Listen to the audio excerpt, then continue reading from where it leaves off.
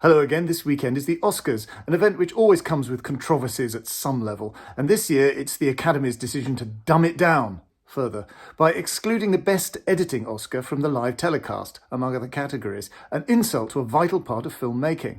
Also, Amy Schumer has suggested enlivening the event by having a Zoom message from President Zelensky of Ukraine, which is surely one of the most exquisitely misjudged ideas in Oscar history.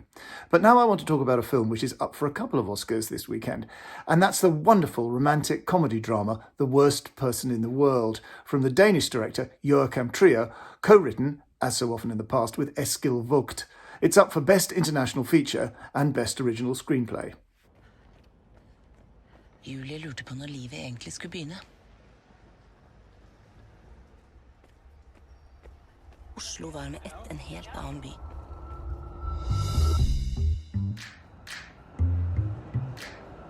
Hun fikk seg nye venner. Møtte nye mennesker. Hun oppsøkte nye steder. Hei! Alle snakker om deg. Det er du som lager den gaupe... Det var da hun ble forelsket i ham. Ja, hvor mange klesskap skal du ha? Hvor mye kan jeg få?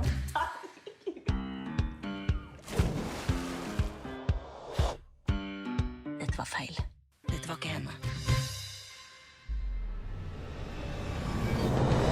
The star of this amazing picture is Renata Reinsve, who is a wonderful find, a newcomer, someone who deserves to have a career like Lily James or Alicia Vikander. In fact, I wonder what she will do now. It's not necessarily bad news if she automatically takes a massive Marvel superhero paycheck, but I really want her to keep doing what she's doing here in this film, giving a marvellously mature, sensitive, sympathetic, intelligent performance.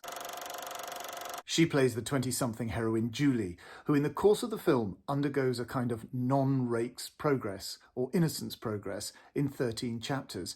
She is unsure what to do with her life, and she is intensely aware, as you can only be in your 20s, of how terrifyingly irreversible these life choices are. She's not sure whether to go into psychology, or photography, or Carrie Bradshaw-style confessional journalism. She's not sure if she wants to be with the smoulderingly sexy graphic novelist, played by Anders Danielsen Lee, or someone else. It sounds like banal rom-com, but in fact it's sensationally sweet and funny, like something by Nora Ephron or David Nichols. And it's also profound in that specific way that relationship comedies or romantic comedies can be, wondering if the person you're dating in your 20s is the one. That's not a silly photo love question. That's a vital issue about your future and your identity. Is this real? Is this the romantic happiness you figure you're entitled to? Or are your 20s dating woes revealing something that you will forget in your 30s, 40s and beyond? That everything is random, and that is the real romantic comedy of life. Now I want to talk about the re-release of a cult Oz crime classic from way back in 2000, Chopper, based on the unreliable memoirs of the notorious Australian criminal Mark Chopper Reed and starring former TV comic Eric Bana.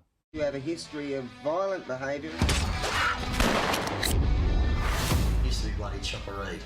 Now I can't even get arrested in this fucking town. 20 seconds to produce some cash or I'll fucking shoot you. There's no cash here. Here, there's no cash. Who says crime doesn't pay?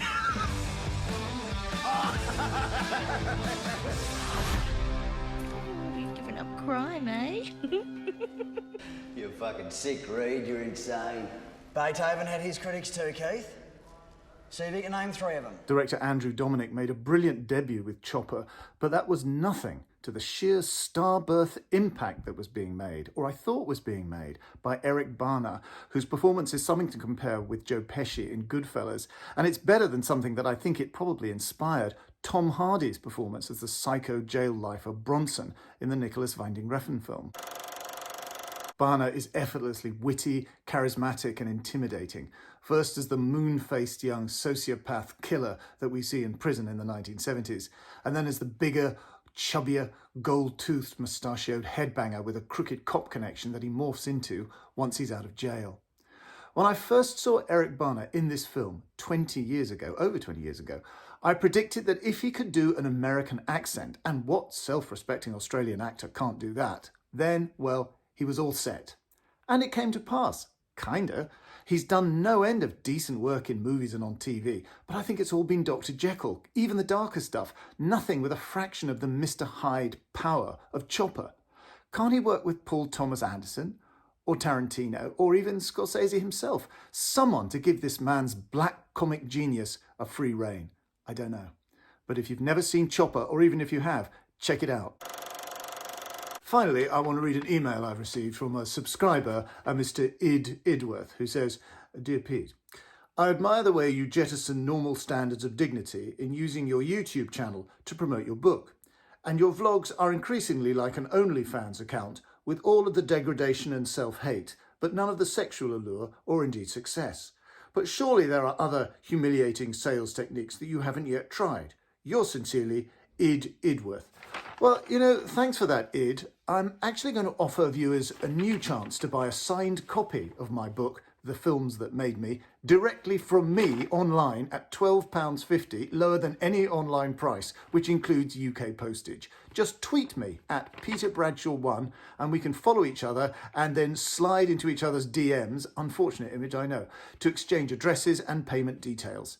Make it happen. Finally, and importantly, do please subscribe to this channel and leave a comment to say that you've subscribed. Be seeing you.